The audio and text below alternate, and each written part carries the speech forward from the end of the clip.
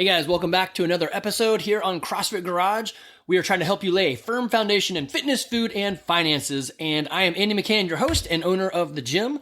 And I had a great question come through a roundabout source. So I'm on the expert council for this other guy's podcast. It's Jack Spirko and the Survival Podcast. And he talks about basically same sort of stuff, except it's like more life design and like gardening and chickens and so forth. I know Survival Podcast makes it sound like it's like zombies and stuff. It's not that.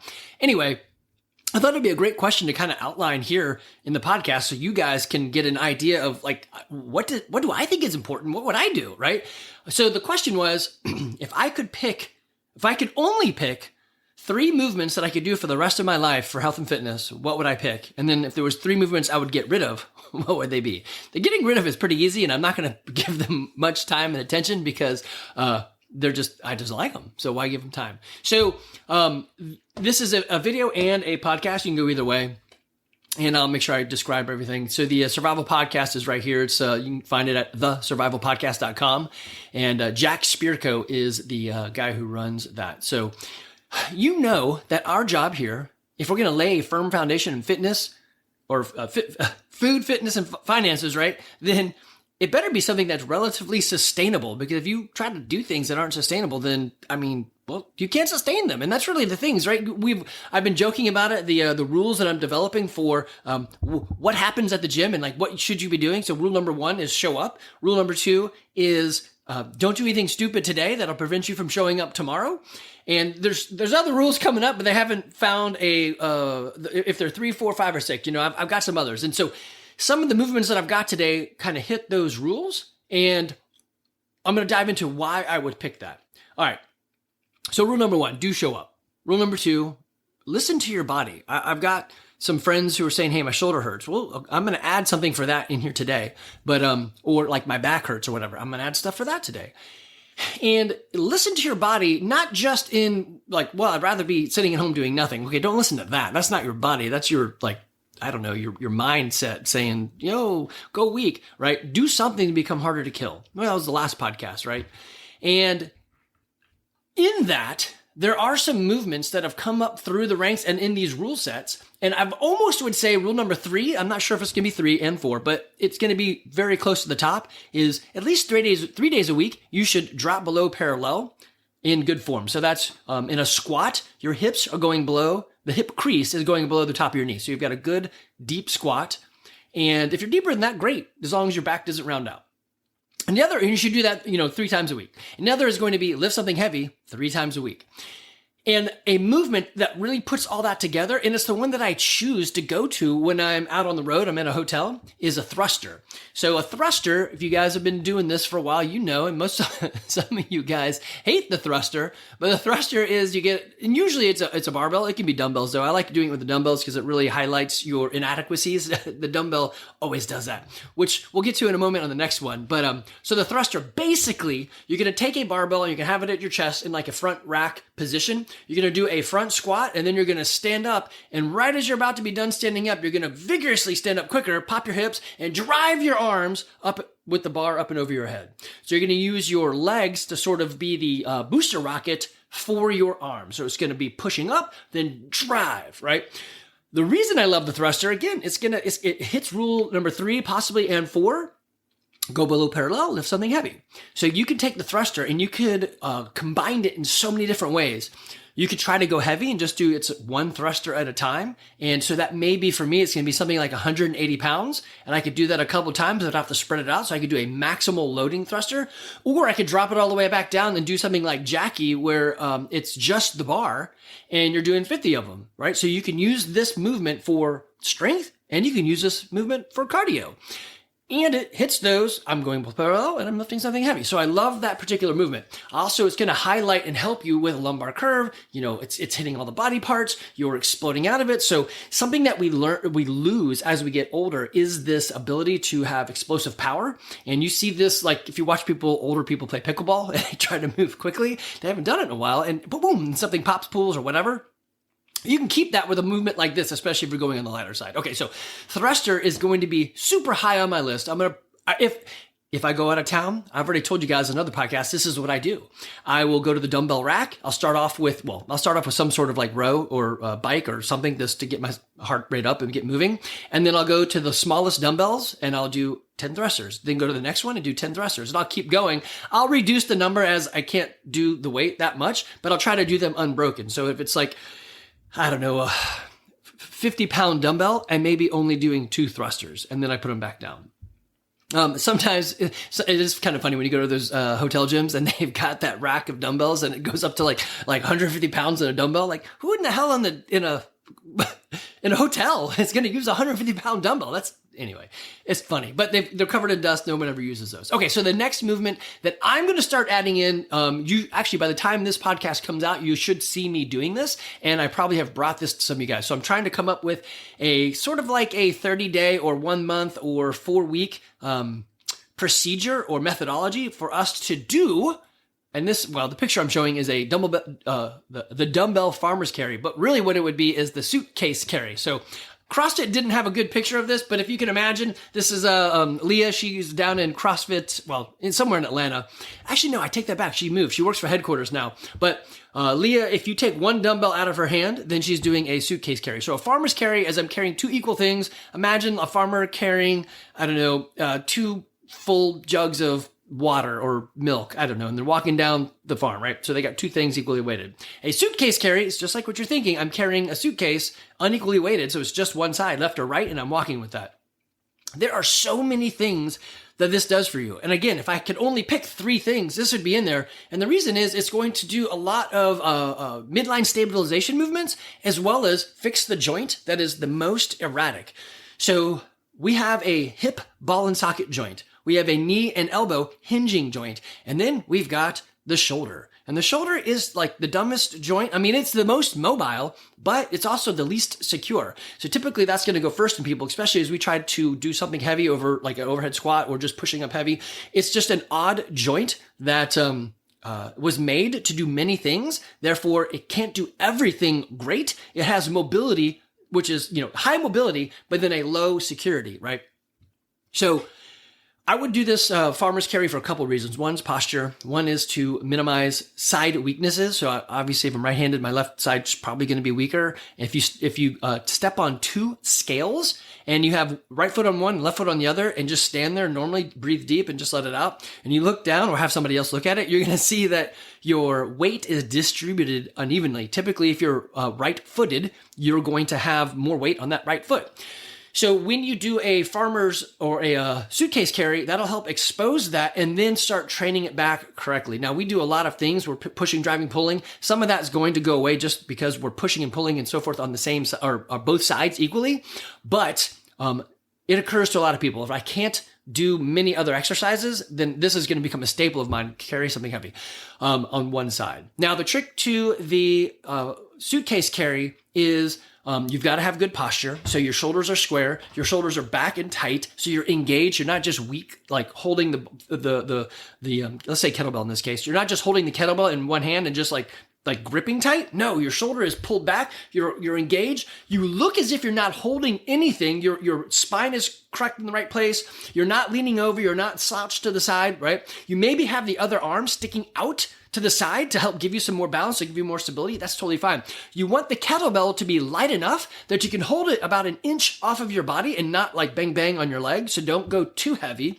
You also want to be able to walk about 60 feet. So it's the length of the gym, or maybe like 30 seconds in one arm, right? And it should be heel to toe, a very robotic walk.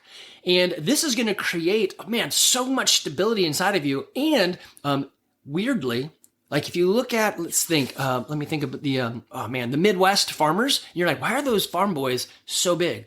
It's a lot of farmers carry and suitcase carries and just hauling weird stuff and just lifting and throwing, right? So it's going to have a huge impact. It's also going to be low impact. So I'm not going, so the thruster could be a very violent movement if I'm doing it at lighter weight and doing a lot of reps of them. This is going to be hard to be violent. It's going to give me a lot of stability and movement. So the body is made to move. So let's move it. And I'm holding that thing and I'm doing it correctly. I'm very core contracted.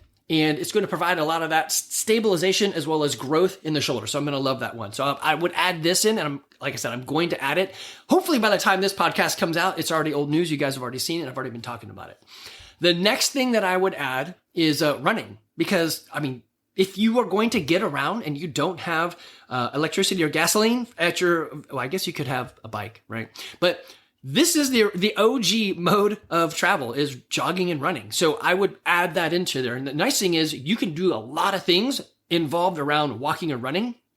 You can go up a hill, you can go downhill, you can add a rucksack, you can add a suitcase carry, right? You could add, there's so many things. You could sprint, you could take a long 10-mile jog, you could go through the woods, which is very different than jogging on concrete. You could shuttle sprint. There's just so many ways to add this together. You could, okay, well, let me back up here. Well, not back up, let me go forward. I'm going to jump way forward.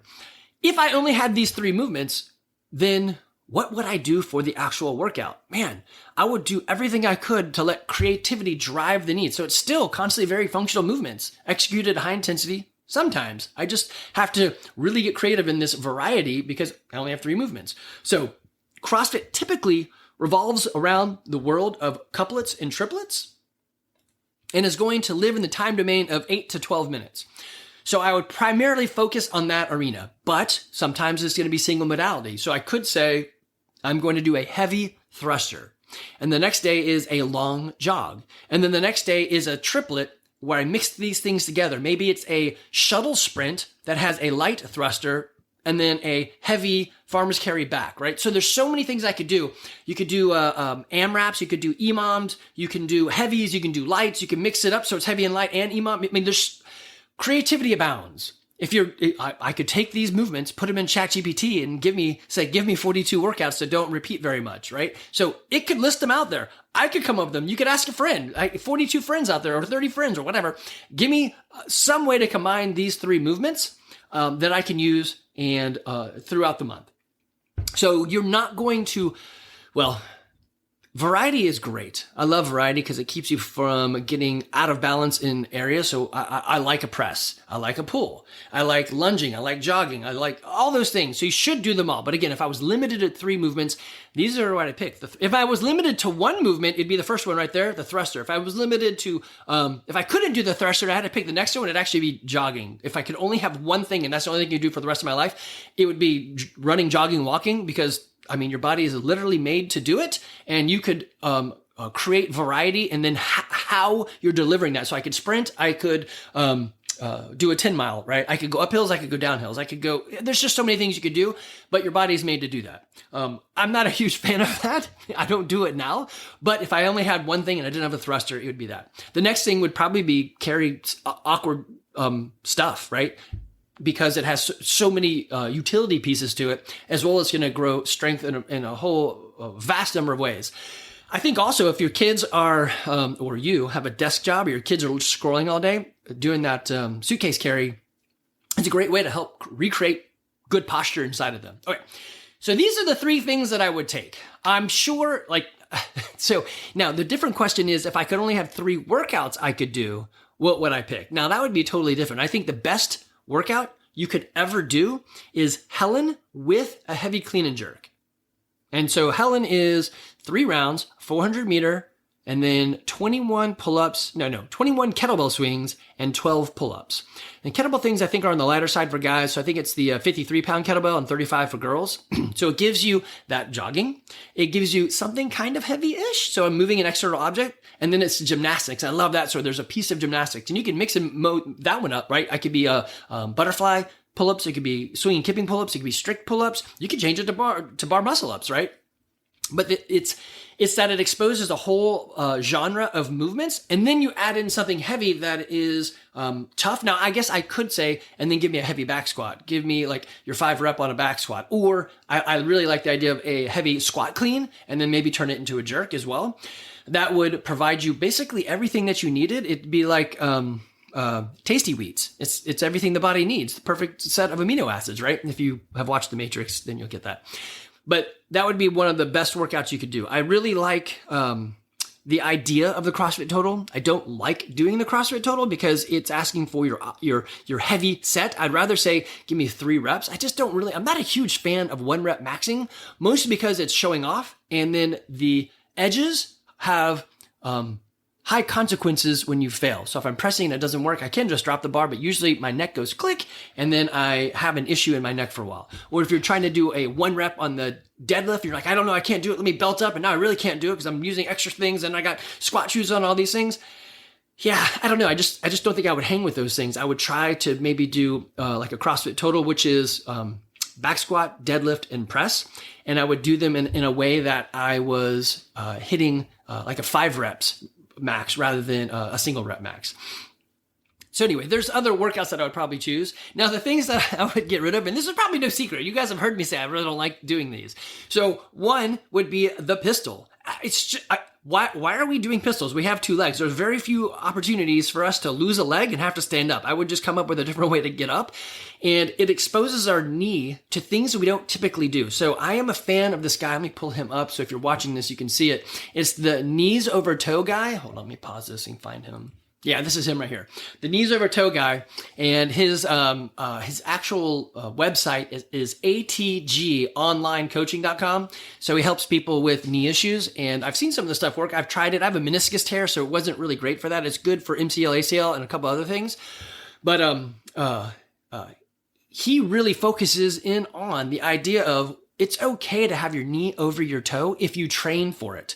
If you're never going to do it, then yes, you probably shouldn't be doing that. And we shouldn't be doing a max back squat on our toes because that's not what we're typically working for. Now, I am not opposed to doing squats with our knees going way out over our toes if that's how you normally train, or if you're training with it. Like Randy Skeen, super flexible in the ankles. When he drops down into a squat, yeah, his knees can jump right over his toes, but he does it all the time. So I'm like, yeah, with weight, go for it. We can do that. I'm going to be watching and making sure, but that's the way his body moves. His ankles are so flexible that he's able to get into that position. So maybe the answer for us is let's fix our ankle mobility. But anyway, I would totally get rid of the pistols. I'd be happy if that never came up. Now, I do know this. One reason that we should never program for ourselves is we are going to shy away from the stuff that we don't like. Therefore, we're never going to hit that stimulus. So I would be okay with never doing a Turkish get up again. Now, I'm not going to put that on the list because there's other things that I don't like as much. Turkish get up, I think is great. You're always going to have to get up off the ground. Maybe not with something heavy quite like that, but getting off the ground is going to be important. So Turkish get up, right? The next thing, though, after the pistol would be almost anything in the rings.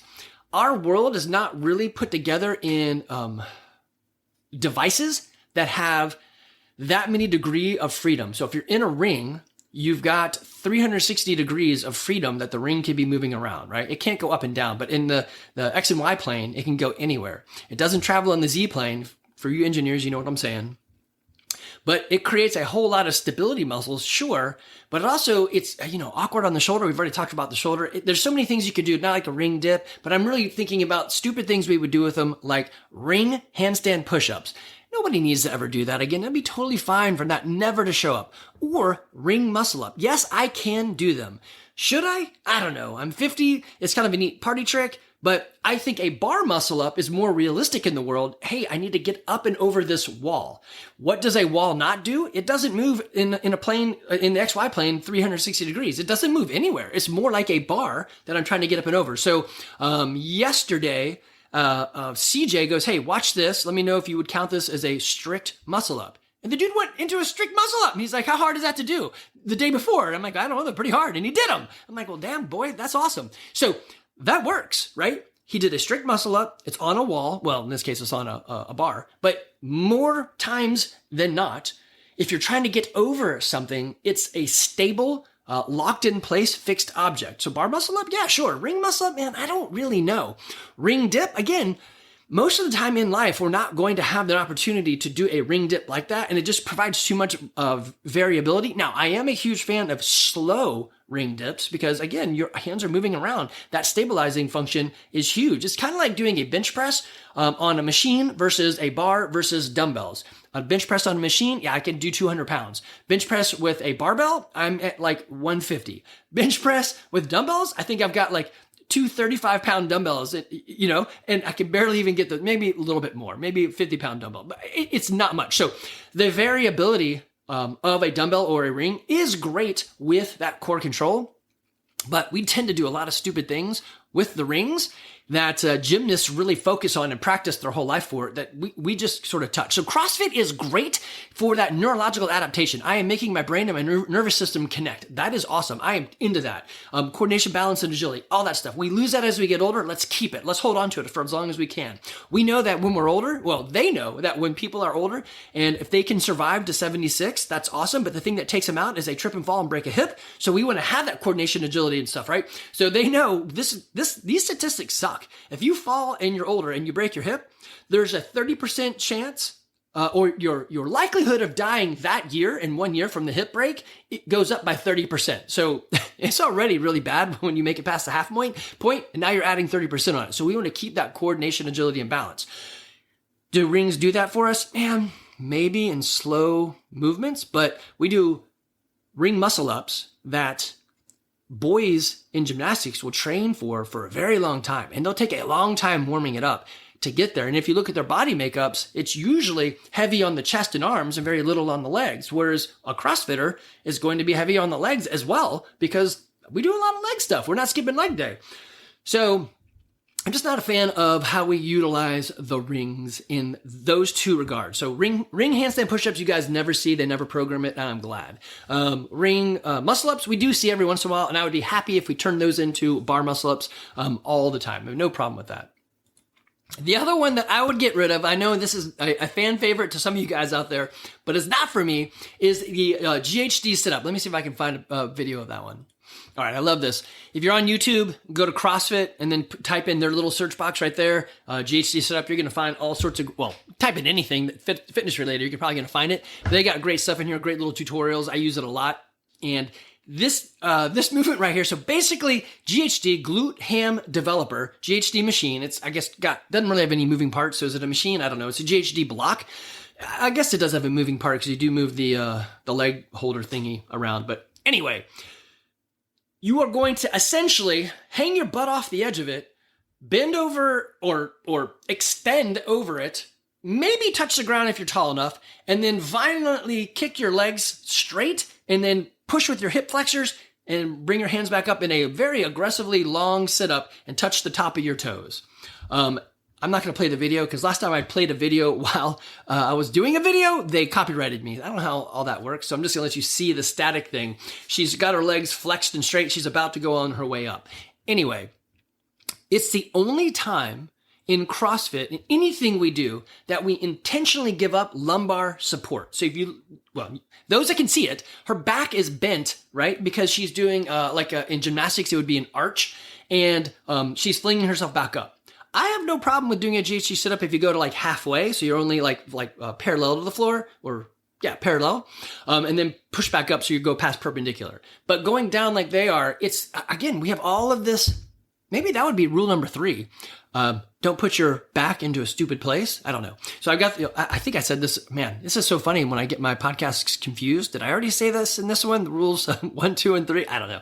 Anyway, so maybe rule 4, 5, or whatever should be, keep your lumbar curve correct in your back, right? And there's a position. If you think about it in a deadlift, back squat, and so forth, and clean, all that stuff, your back's in a very similar position, chest forward, obliques engaged, core engaged, right? So that is good. When you round out your back, either at the top or at the lower bit, things get in trouble. I know as a coach, when I'm triaging the group and I say, hey, everyone, let's do a deadlift. I want you to bring the bar down to your shins and wait for a moment.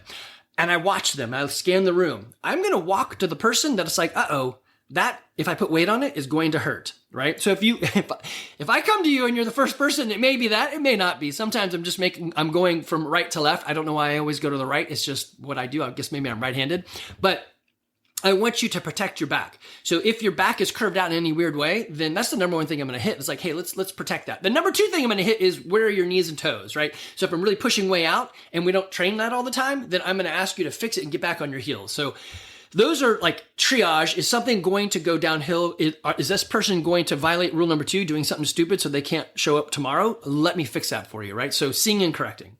So the GHD sit-up is the only one where I intentionally give up that lumbar support. Now, I will agree that it does something fantastic to your midline, so that those lower abs, such that you will be in agony for like a week or two trying to get over the fact that you just did 50 GHD sit-ups. How can something so small have that massive an impact? I would be okay doing GHD sit-ups if you did it like Sharon did. Sharon will do a couple every day, or she had a system where she was doing a couple every day. I don't know if she's doing that anymore.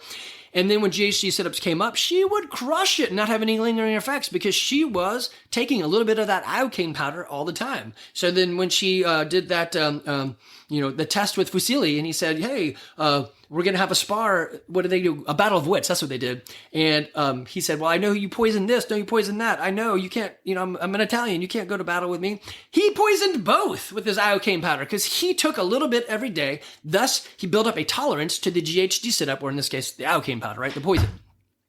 So I love building up a tolerance, and that's kind of what we're doing a lot of times. We're moving our body, functional movements, constantly varied functional movements executed at high intensity, sometimes to build up our body so that we can resist the things around us and become harder to kill. All right. So what did I say was the first one? It was the pistol. Yeah, stupid. The ring muscle up. Yeah, I think I said I was going to give him much screen time, and here I did. The ring muscle up, bar muscle up I still like, and then the GHD sit up. I'd be okay if we never do those again. I don't ever do them. I always change it to candlesticks or to sit ups. But I also don't take the iocane powder. So if I probably put the time into it, maybe. But I have a little bit of an issue with my back that I chased stupidly a 400-pound deadlift, being a small guy, because everyone else in the gym was doing it. Hold my beer. Let me try it. Yes, I violated rule number 2 because I didn't have rule number 2 back then. I just figured, hey, if they're doing it, let me give it a shot. Dumbest thing I could have done. It's now been, maybe 15 years, and I roll my back out every day to make sure it doesn't hurt. And it's worked out great. I only have to roll for 5 minutes, and I usually don't have any problems. As long as I don't do stupid things like I did in regionals and step down weird in a box with 100 pounds in my hand. I should have just skipped that workout anyway. But if I only could pick 3 movements to do for the rest of my life, or if I could cut out 3 movements, these are what they would be. I would still use CrossFit's methodology, constantly very functional movements executed at high intensity sometimes. And I would mix it up as much as creativity would allow. That's the variability, right? Not random, but variable.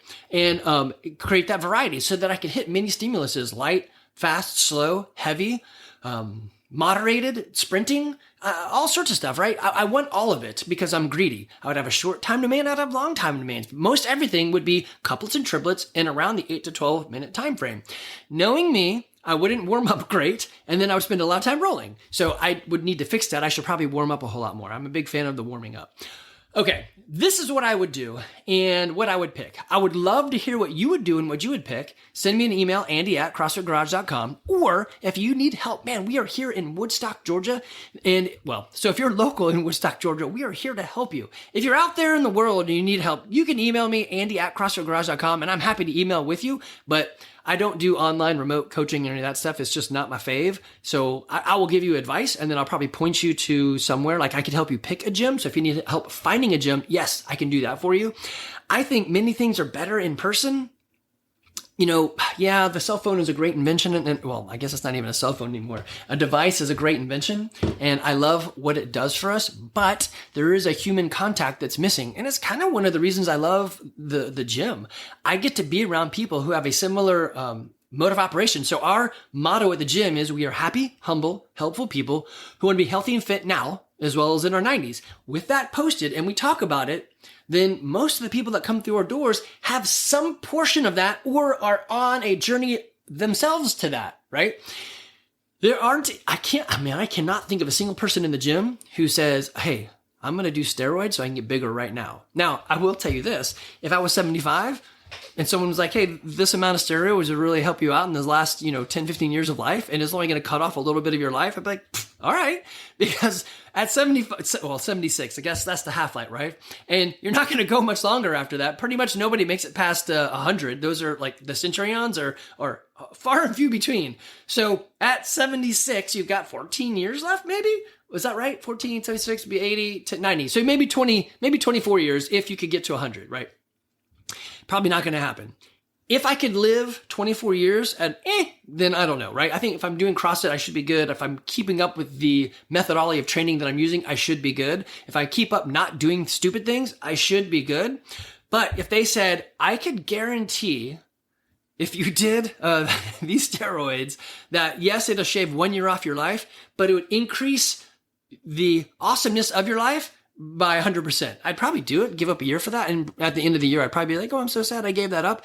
But we want to live a good life. We want to have it all. I want to be greedy on both ends. We want fitness, food, and finances. I want the money to do it. I want the long life to do it. I want to be able to eat healthy. I want to be able to have great relationships. Anyway, that's what this gym is about. I'm going to go back to our main screen here. It says it right here. When you get on to CrossFitGarage.com, it says, become the hero of your own story. Get your life back. We want to help you become the hero of your own story. What does that look like? I have an idea, but what does it look like for you at that time horizon? For me, I want to be able to be healthy and fit enough to coach my kids in soccer. Again, I've said this before. Is it soccer? I don't care. It's just that it's a time domain. My kids. I have a picture of this. 1, I am married. 2, I have children. 2, 3, they're having children. So we're right. They still like us. So they're coming back to see us, or we're going to see them, or maybe they live close. But I'm active and involved in their lives, and my health and fitness doesn't hold me back. Think about your own parents or your own grandparents. Were they like involved, or did they sit on the couch? Like I was telling my dad the other day, my best memories of Gramps, my dad's dad, is the fact that he had alcohol in a briefcase. I don't know, that was like a 50s thing. You could carry around your briefcase and you could make your alcohol right there. And he made really cool paper airplanes. But that's about it. Like we went to the beach as a family reunion, I think he sat in a chair and didn't do much of anything. Maybe he did, but I don't remember it. And I want my kids to remember me as something more than a fixture in their life. I want it to be like, I was involved. I was there. I was part of it. I knew what was happening. I could make the jokes. I could speak the lingo. I mean, I'm already having a problem with my teenagers trying to teach me the lingo. I can barely keep up. Evie told me something. She's like, yeah, that's already old. You can't say that anymore. I'm like, man, you guys are killing me. Anyway, if you're in the Woodstock area and you're looking for help, we are here for you. Typically, we're using CrossFit as our methodology in a group setting. You can do personal one-on-one sessions if you choose. We do that. We also do nutrition work. Weirdly, most people don't want to mess with their nutrition. I think that's where you should start, but most people just want to start getting sweaty. That's great. I really should probably do them all at the same time. Start drinking water, start moving more. Number 1 rule is show up. Pick something that you can show up to. Number 2 rule is don't do anything stupid that'll prevent you from showing up tomorrow. It doesn't have to be complicated. It doesn't have to be out of this world. It's just easier. If you ever want to shortcut the process of anything, hire a coach, right? I have a business coach. I have, in our small group, the guy who leads it is our coach, basically our mentor. He's gone on ahead of us. He's 20 years older than us.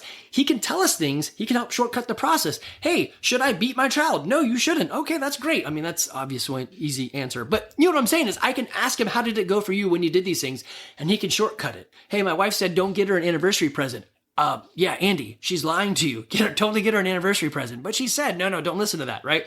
So a guy who's gone on before, same thing in health and fitness, same thing at your job, same thing with your life, with anxiety, whatever. Hire a coach to shortcut the process. If you need help, we are here for you. If you're out in the world, email me, andy@crossfitgarage.com.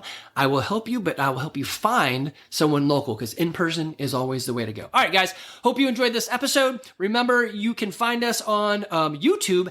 If you search at Andy McCann 42, you'll find all the videos. Or if you're on YouTube and you want to hear a podcast, just go to any of your podcast providers and put in CrossFit Garage. Why is the podcast still called CrossFit Garage? Because don't let perfect be the enemy of done. I don't have a good name. I have a good tagline, but I don't have a good name. And it's the name of the business, so whatever. It's still CrossFit Garage. One day, inspiration will hit me and I'll come up with something different. All right, guys, stay healthy, stay happy, and stay humble.